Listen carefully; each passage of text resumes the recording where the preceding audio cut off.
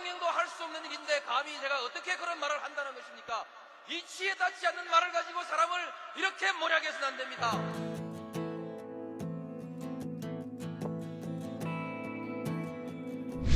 기나긴 밤이었거든.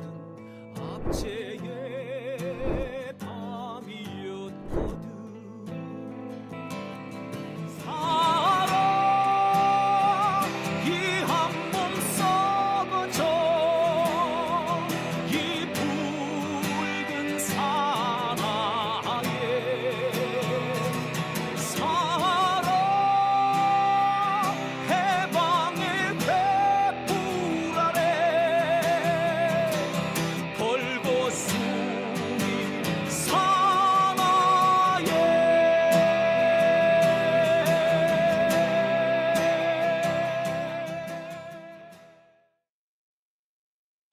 네, 오밤중의 뉴스 함께 하고 계십니다. 자, 제가 준비한 두 번째 주제로 넘어가 볼까요? 제가 준비한 두 번째 주제는요, 오늘 열렸던 재판 소식을 좀 전해드릴까 합니다.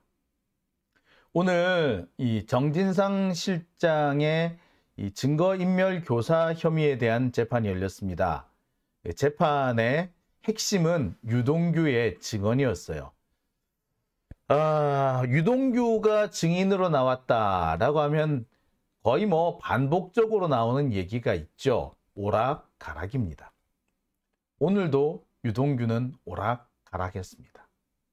이렇게 오락가락하는 유동규의 진술을 신빙성 있다고 판단하는 이 판사들의 판단 능력을 상당히 의심해 볼 수밖에 없습니다. 상식적으로 저걸 어떻게 인정을 해주나? 라는 생각이 좀 들어요. 오락가락은 둘째치고 본인 스스로 자신이 앞에 했던 주장을 뒤엎기도 하고 핵심적인 부분에 있어서는 제대로 설명을 못하거나 갑자기 진술을 거부하기도 하고 불리한 상황이 되면 소리를 꽥 지르면서 나가버리기도 합니다. 여기에서 가장 결정적으로 문제가 되는 것은 유동규가 오락가락하고 혹은 계속해서 진술이 바뀌고 때로는 앞서 했던 진술과 상충되는 발언을 한 그 상황, 그 전후에 유동규가 검찰청을 들어갔다 한다는 게 가장 큰 문제겠죠. 상식적으로 이해가 안 되잖아요. 진술이 바뀌었는데 그 직전에 검찰청을 다녀왔다. 그러면 검사들에 의해서 진술이 오염됐다라고밖에 볼 수 없는 거 아닌가요? 근데 이 부분에 대해서 법원은 왜 인정을 하지 않는지, 우와, 돌아버리겠네요. 결국 법원이 검사들한테 눈치를 보고 있다, 검사 눈치를 보고 있다 라고밖에 할 수 없는 것 아닌가. 결국에 정치 검사들한테 판사들이 잔뜩 쫄아있다 뭐 이런 얘기를 할 수밖에 없지 않나 생각이 들어요. 자, 오늘 유동규의 증인신문에서도 비슷한 일이 또 벌어집니다. 이제 유동규 진술이 오락가락한다는 얘기는 이제는 너무 자주 해가지고 새롭지도 않아요. 또 그랬어? 이런 생각마저도 듭니다. 자, 오늘 제가 준비한 두 번째 주제, 갈수록 오락가락하는 유동규, 이래도 신빙성이 있다고입니다. 예. 자, 제가 이게 좀 마이크를 교체를 좀 해야 될 것 같습니다. 마이크가, 제가 마이크를 좀 밟아댔더니, 네, 마이크 선이 좀 빠지려고 그래가지고요. 마이크 교체를 합니다. 네. 이 마이크 교체를 위해서 잠시, 어떻습니까? 이것도 잘 들리죠? 여러분들하고. 자, 이게 제가 참 요즘에 저를 괴롭힌다고 해야 되나요? 제 발목을 잡는 게 이게 참 많이 있네요. 여러 가지로 제가 참 방송하는데 어려움이 있습니다. 예.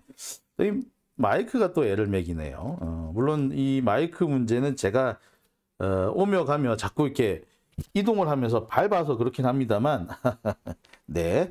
자, 어떻습니까? 예. 잘 들리시죠? 예.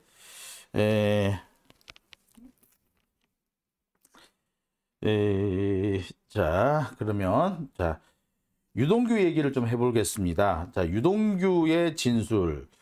자, 오늘도 유동규가 법정에 증인으로 나왔습니다. 근데 저는 이제 이 참 재판 얘기를 전해드리기가 이제 민망해집니다. 상식적으로 이런 상황이면은 도저히 질 수가 없는데, 결과를 보면은 전혀 엉뚱한 결과가 나오는 걸 보면서, 야, 황당하다. 이 김용 부원장의 이 1심 판결 결과를 보면서, 이럴 수도 있구나. 야, 재판을 이렇게 할 수 있구나라는 생각을 하게 됐습니다. 따라서 우리가 열심히 이렇게 재판 상황을 보도를 하고 있습니다만, 이게 정말, 아무 쓸모가 없는 일인가, 이 노력이 다 말짱 물거품이란 말인가, 라는 그런 자괴감이 들기도 합니다. 자, 하지만 끝까지 하는 데까지 한번 해보려고 합니다. 유동규 진술, 오락가락하는 그 유동규의 진술을 법원이 얼마나 언제까지 신빙성이 있다고 판단할지 자 한번 볼게요. 자, 오늘 재판은요 정진상 실장에 대한 재판입니다. 이 정진상 실장의 여러 혐의 중에 오늘 재판을 한 거는요 증거인멸 교사 부분입니다. 유동규한테 야 휴대폰 버려! 라고 지시했다는 혐의가 있습니다. 유동규 핸드폰은 총 2대가 지금 문제가 되고 있는데요. 그 중에 한 대는 동거 배우자, 그러니까 유동규가 이렇게 재혼을 하잖아요. 현재 지금 동거하고 있는 아주 젊은 여성이 있잖아요. 그 젊은 여성한테 유동규가 버리라고 시킨 걸로 돼 있었는데, 자, 이마저도 동거 배우자가 버렸다는 그 핸드폰 역시도 정진상 실장이 시켰다. 라고 주장하는 상황입니다. 그래서 지금 현재 검찰은 2대의 핸드폰, 유동규가 가지고 있던 2대의 핸드폰 모두를 인멸하는데, 증거인멸하는데 정진상 실장이 관여를 했다, 지시를 했다 라고 주장하면서 재판을 하고 있고요. 이 부분과 관련해서 유동규의 증인신문이 나옵니다. 본격적인 얘기에 들어가기에 앞서 이 2개의 핸드폰에 대해서 잠시 설명을 해드릴게요. 유동규는요 기존에 사용하고 있던 핸드폰이 있었어요. 근데 이 핸드폰을 갑자기 바꿉니다. 이게 제가 알기로는 2021년 9월 14일인가 뭐 그 정도로 알아요. 그때 핸드폰을 바꿉니다. 그리고 바꾼 핸드폰, 바뀌기 전 핸드폰은 집에 둬요. 그리고 바꾸고 난 핸드폰을 가지고 다닙니다. 그런데 그로부터 한 열흘 정도 뒤에 검찰이 쳐들어와 가지고 핸드폰을 압수해 갑니다. 자, 그때 유동규는 자신이 가지고 있던 핸드폰을 자신이 거주하고 있던 오피스텔 창밖으로 던져버리죠. 자, 요런 상황이 됩니다. 자, 근데 그리고 자신이 감옥에 있는 중에 동거 배우자한테 핸드폰 버리라고 지시를 합니다. 자, 그런데 유동규의 이 2가지 행위가 모두 정진상 실장의 교사, 지시에 의해서 이루어진 것이다 라고 지금 검찰은 주장을 하고 있는 거죠. 이 부분에 대한 증거 역시도 사실은 딱 하나밖에 없어요. 뭐? 유동규의 진술인 겁니다. 따라서 유동규의 진술이 얼마나 신빙성이 있느냐가 가장 핵심 포인트가 될 수 있는데, 신빙성이 있고 없고를 따지려면 얼마나 일관되느냐, 또 주변의 사실과 얼마나 부합하느냐, 이런 부분이거든요. 근데 이 유동규의 진술은 주변 사실과 부합하지 않는 경우도 많고 일관되지도 않습니다. 그런데 법원은, 이 조병구 부장판사는 유동규의 진술에 신빙성이 있다라고 판단한 거예요. 자, 기가 찰 노릇이죠. 자, 여하튼 지금 현재 이 정진상 실장의 증거인멸 혐의와 관련해서는 지난달부터 재판이 진행되어 옵니다. 지난달부터 유동규가 증언을 했고요. 주신문, 검찰 측 주신문에 이어서 피고인 측 반대 신문이 진행됩니다. 지난주 같은 경우에는 유동규가 갑자기 폭주해 버립니다. 그러니까 정진상 실장 측에서 꼬치꼬치 캐 묻는 데다가 유동규가 자꾸 이상한 소리를 하면은 정진상 실장이 반박을 그 자리에 해요. 그러니까 유동규가 지금까지는 법정에서 지 하고 싶은 말을 다 했단 말이에요. 근데 정진상 실장이 참지 않고 지금까지는 입다물고 가만히 있는데 참지 않고 이렇게 질러버리니까 법정에서 막 싸움이 벌어집니다. 언론에서는, 기성 언론에서는 바로 이 부분, 정진상하고 유동규하고 법정에서 고성을 지르면서 싸웠다. 이 부분만 집중을 하고 있는데 사실 중요한 부분은 왜 싸우게 됐느냐잖아. 왜 정진상이 화를 냈을까라는 부분인데 그 부분에 대한 얘기는 상당히 빠져 있어요. 그냥 어떤 한마디에 발끈해가지고 정진상이 화를 냈다는 식으로 나오는데 그게 아니거든요. 응?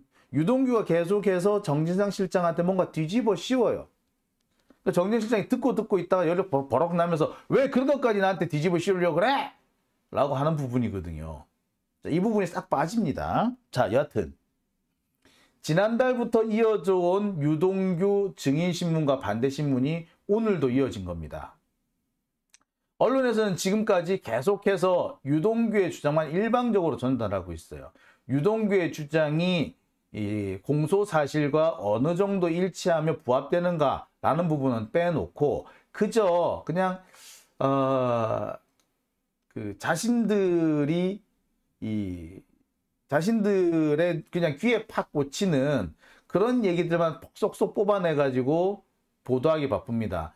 지난주에 있었던 이 백현동 마이스 사업 이 부분도 사실은 이 재판 진행 내용과는 별 관련이 없어요. 그런데 유동규가 이 말을 했다고, 그리고 이게 지들 볼 때는 새로운 얘기거든. 그러니까 막 그냥 쓰기 바쁜 거예요. 이게 뭐 얼마나 그 재판하고 관련이 있는지. 아니 이게 백현 마이스 사업이 어떻게 이게 그 정진상 실장의 핸드폰 문제하고 이렇게 그 연관이 있겠어요. 전 관련이 없잖아. 여러분 특히도 그렇잖아요. 근데 이 얘기를 했다 그냥 받아 쓰는 언론은 솔직히 너무 단세포적이라는 생각밖에 안 들거든요. 여하튼 지난주부터 계속 이렇게 해왔습니다. 그리고 정진상 측과 고성을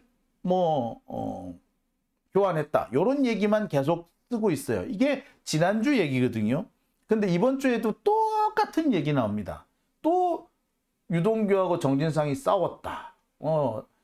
유동규가 폭주했다. 뭐 이런 식인데 유동규가 폭주한 이유는 사실 딱 한 가지예요. 정진상 실장 측의 변호인이 자꾸 날카롭게 허점을 콕콕 파고들어요. 그때마다 유동규가 답변이 궁해집니다. 그리고 자기 스스로도 진술이 앞뒤가 안 맞다고 생각이 들면 그때마다 버럭하거든요. 이게 뭐 그전부터 그랬어요.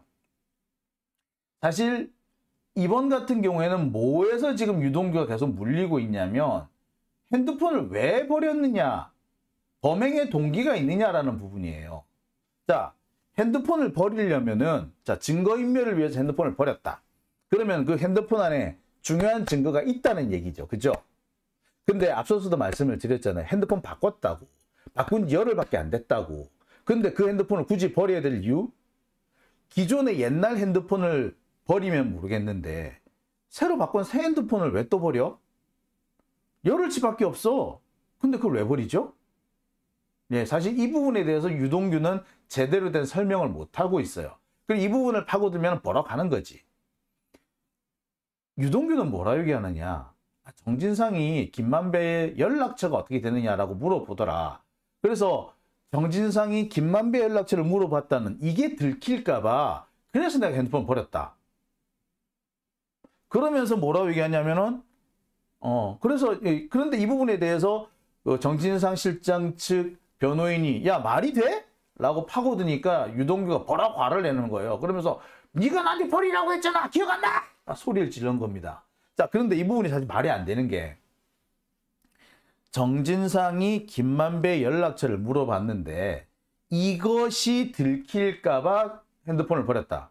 자, 첫 번째, 정진상 실장이 김만배 연락처 물어본 거하고 그 무슨 상관이 있는데? 이게 뭐 문제 있는데? 굳이 핸드폰 새로 바꾼 핸드폰을 굳이 버려야 될 정도의 문제, 심각한 문제인가요? 일단 아니라고 봐요. 두 번째, 정진상이 김만배 연락처를 물어봤다. 뭘로 물어봤는데 전화 통화를 했대. 전화 통화한 거면 녹음돼 있어요? 아니래. 혹시 문자 남아 있어요? 아니래. 근데 왜 버려? 아니, 정진상 실장이 김만배 연락처를 물어봤다. 그거 핸드폰 문자로 보냈으면 그 핸드폰에 기록이 남아 있을 거 아니야. 그죠? 또는 전화 통화를 했는데 전화 통화한 내용이 녹음이 돼 있다면 그 핸드폰이 남아 있겠지. 그랬으면 버렸다는 게 그래. 그나마 또 이해가 돼. 근데 뭐 아니래. 그거 왜 버려? 이렇게 물으니까 갑자기 유동규가 버락한 거야. 네가 버리라고 한 거 기억 안 나! 소리를 지른 거지. 정진상 실장이 가만히 있어. 야! 이렇게 되겠지. 이렇게 된 거예요. 이 상황이 오늘도 사실 똑같이 반복이 됩니다. 자, 이번에는 정진상 실장 측 변호인이 아주 꼬치꼬치 캐물어요. 자, 사실 유동규가 맨 처음에 핸드폰 버린 이유에 대해서 화가 나서라는 식으로 얘기를 했거든. 근데 나중에 이걸 정진상이 시켜서라고 말을 바꿔요. 자, 그런데 또 있습니다. 그 유동규가 핸드폰을 바꿨다고 그랬잖아. 그 옛날 핸드폰 어쨌느냐? 집에 놔뒀다. 집에 놔뒀던 거를 동거 배우자한테 버리라고 시켰다 이거야. 그랬는데 나중에 이걸 뭐로 바꾸느냐? 김용 측 변호인이 와가지고 동거 배우자를 만나고 난 다음에 버리게 됐다라고 얘기해. 그러면서 김용 변호인이 뭐 증거인멸을 했다는 식으로 이런 식으로 뭐 몰아가는 거지. 자, 이 재판은 김용 부원장 재판이 아니라 정진상 실장 재판이에요. 근데 김용 변호인을 만나고 난 다음에 핸드폰 버렸다? 이거랑 정진상하고 뭔 상관 있어? 상관없죠. 자, 그런데 일단 뭐 그건 그렇다 치고, 자, 유동규 이런 말 합니다. 근데 확인해 보니까 뭐 핸드폰 버린 시점하고 김용 변호인을 만난 시점하고 날짜 차이가 나. 버리고 난 다음에 변호인을 만난 걸로 돼 있어요. 아니, 김용 변호인을 만나고 난 다음에 핸드폰 버렸다며. 날짜가 안 맞잖아. 이 부분에 대해서 제대로 답을 못 합니다. 정진상 측 변호인이 너 거짓말했지? 너 거짓말이지? 라고 하니까 유동규가 답을 못해. 그러면서 뭐라 그런다? 답변하지 않겠습니다. 자, 이쯤 되면 유동규 이 진술 못 믿는다. 이 유동규 진술은 거짓이다. 라고 하는 게 맞겠죠. 사실 이런 진술이 김용 부원장 재판에서도 상당히 여러 차례 나왔었어요. 그래서 야, 이 유동규 재판 이 증인은 사실은 믿을 수가 없겠구나. 그래서 이게 증거로 인정이 안 되겠구나 라고 우리가 생각을 했었어. 그런데 그럼에도 불구하고 법원에서 믿을 수 있다라고 하는데 참 기가 찹니다.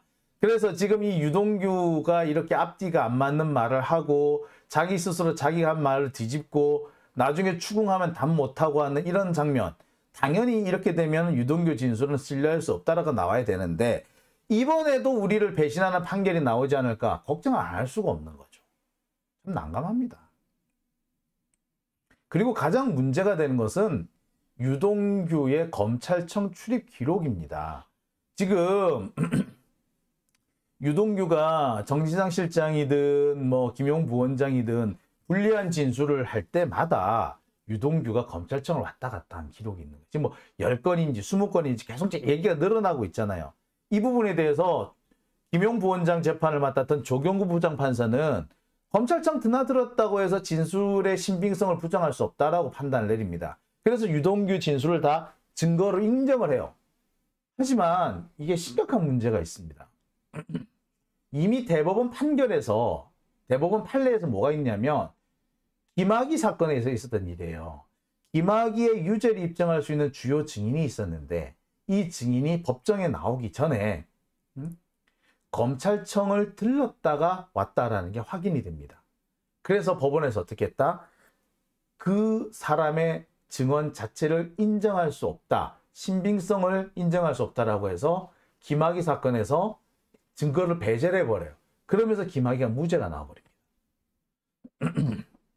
그러면 똑같은 상황에서 김학의한테 무죄가 나왔던 김학의의 유죄 증거를 부인했던 그 이유가 검찰청 드나들었다. 증인이 검찰청 드나들었다는 이유로 신빙성을 부인했으면 유동규도 당연히 부인해야 되는 거 아니야? 왜 앞뒤가 안 맞는 짓을 하죠, 법원이? 자, 정진상 실장 측에서는 앞으로 이 문제를 좀 짚고 넘어가려고 하는 것 같아요. 그래서 유동규의 검찰청 출입 기록을 달라고 요구를 합니다. 법원에서도 주라고 얘기를 해요. 하지만 검찰이 지금 거부하고 있습니다. 야, 근데 참 검찰 대단해. 법원이 주라고 하는데 거부를 한다. 대단하네, 대단해. 예, 진짜 검찰은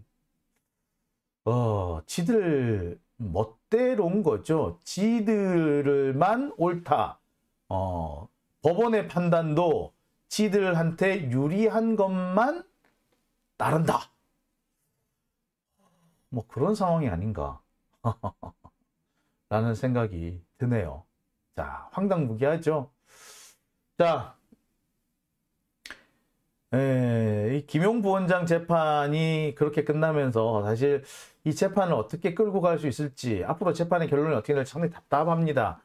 열심히 재판을 보도를 하고 유동규가 어떤 이 삑사리를 냈다라는 얘기를 여러분한테 전합니다만, 이 상식과 법원의 판단 사이에 상당한 괴리가 있는 것 같아서 절망스럽기도 해요.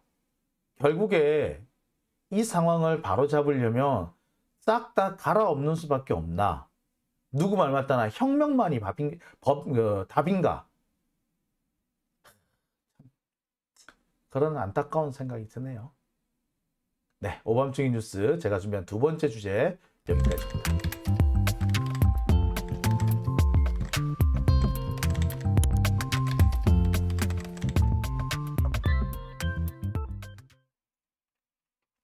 네, 댓글 한번 읽어볼까요? 사문난정님, 안하무인이죠. 예. 자, 여기서 아까 제가 윤석열, 그 다음에 이 김홍일 이런 사람들도 안하무인식 그런 행동을 보였다. 행동 패턴을 보였다라고 했죠. 그런데 그런 행동 패턴이 요새는 검사들의 일반적인 행동 양식이 된 것 같아요.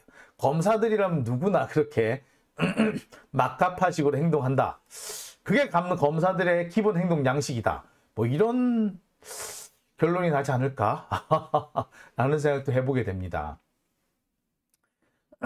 자, 순데렐라님, 사법부 판결도 무시하네요. 네, 그렇죠. 장수진님, 검찰 박살내야 합니다. 라고 하셨어요. 네.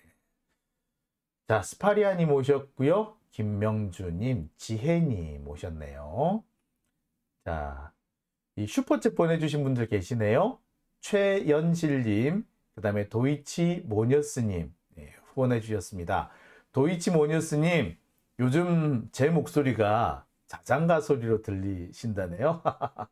커피 한 잔 마시러 가셨다고 하셨습니다. 제 목소리가 이렇게 나긋나긋하지는 않는데, 예,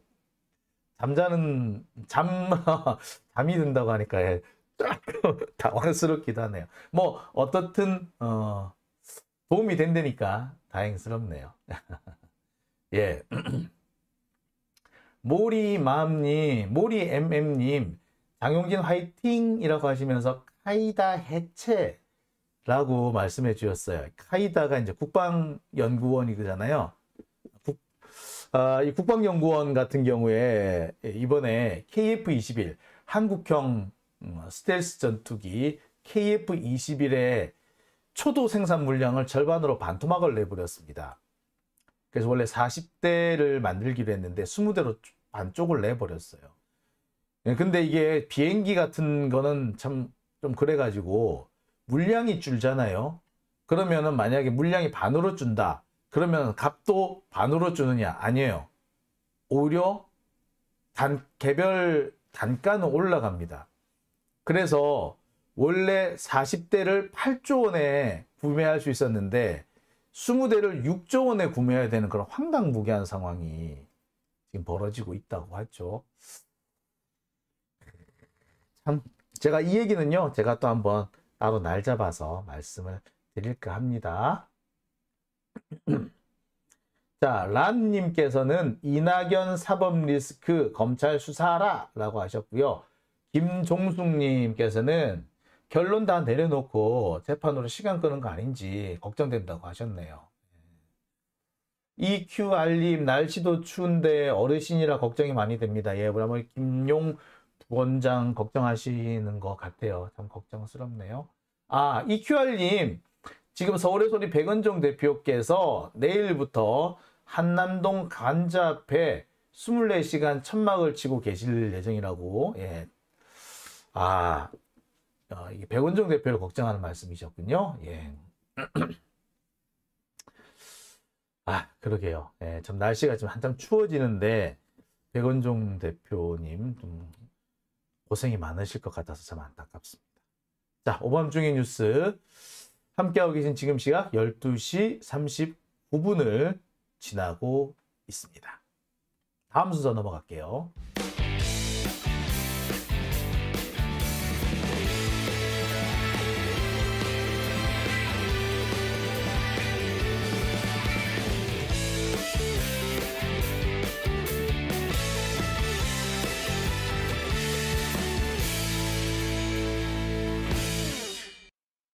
네, 오밤중의 뉴스 함께하고 계신 지금 시각